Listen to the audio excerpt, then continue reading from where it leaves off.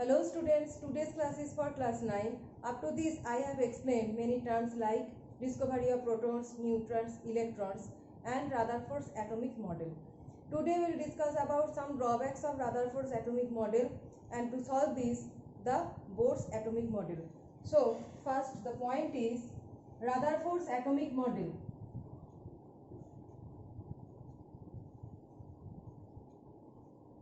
Rutherford's atomic model and its drawbacks. So Rutherford explained that many spaces inside the atom is vacant by his Bohr-Feld scattering experiment, and there is a most dense part inside the atom, that is called nucleus, and the electrons are revolving around that nucleus. That is, electrons reside outside the nucleus and proton reside inside the nucleus. That's why the nucleus is positively charged, and the positively charged alpha particles gets deflected by that positively charged neutron. That is the whole Rutherford's atomic model. Now this Rutherford's atomic model has some resemblance with the solar system, with our solar system. In our solar system there exists sun, okay, and the planets are evolving in a different distance. So around the sun the planets are revolving around the sun in different distance, different circular orbits, okay, different circular orbits.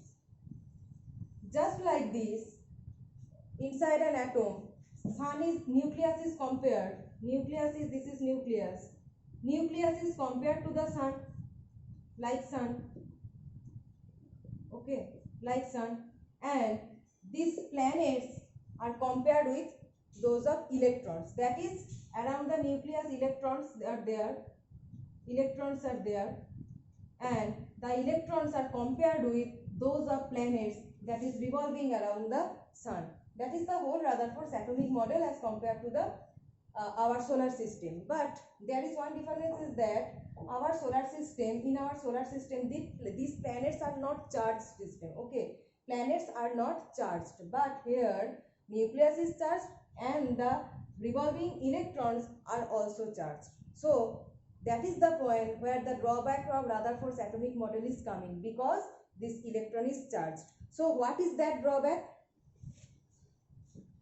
So according to classical laws of mechanics and electrodynamics, when a charged particle is continuously revolving around a certain thing, then that charged particle continuously emitting a energy.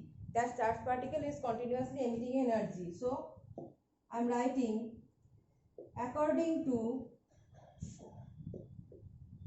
classical mechanics,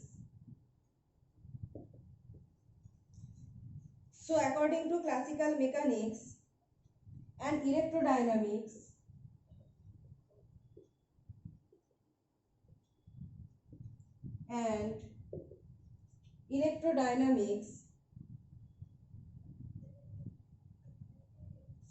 when a charged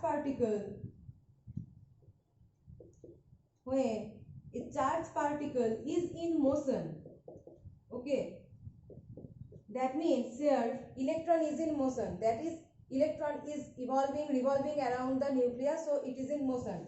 So when a charged particle is in motion, it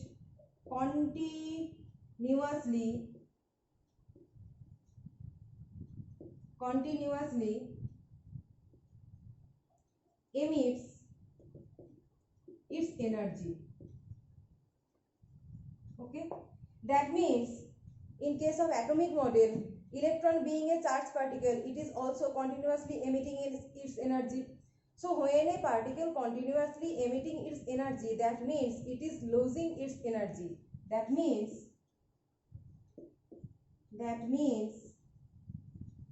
the charged particle is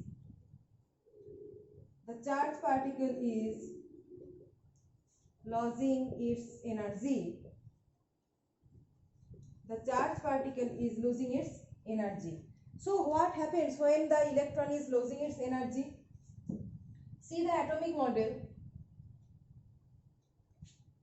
Suppose around the nucleus,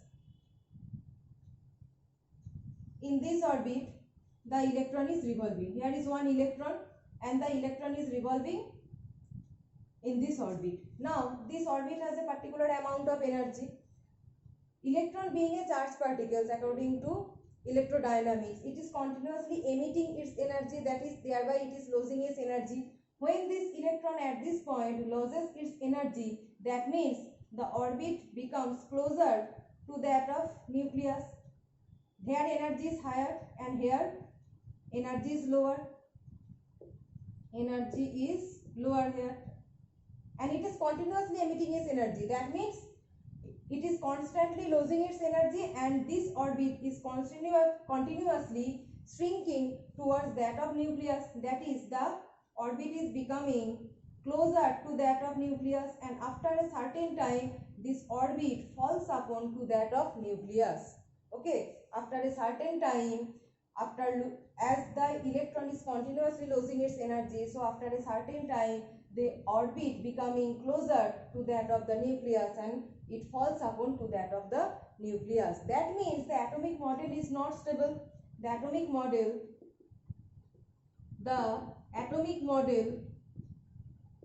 is not stable according to Rutherford. So Rutherford failed to explain the stability of atomic model.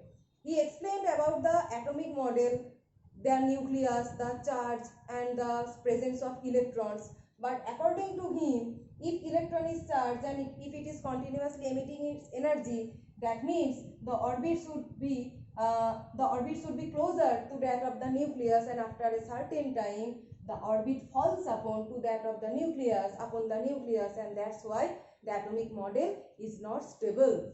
So here the conclusion is Rutherford's atomic model. Here the conclusion is Rutherford's atomic model failed to explain the stability of a nucleus, of an atom, the stability of an atom. Okay, Rutherford just explained that a charged particle, that is electron, is revolving around the nucleus, but this theory clashes with the electrodynamics. So according to electrodynamics, electron is constantly releasing its energy, thereby losing its energy. So the this orbit is shrinking by losing its energy, and after a certain time losing its energy, it falls upon that of the nucleus, and thereby the atomic model is not stable, because the electron falls upon, here the electron, by losing energy, electron falls upon the nucleus. Electron falls upon nucleus. Okay, so this whole contradiction is about Rutherford's atomic model, and this is also the main drawbacks of Rutherford's atomic model. To solve this problem, that is the stability of atomic model, that is to explain the stability of atomic model, Bohr explained another atomic model, that is the Bohr's atomic model. So Bohr explained that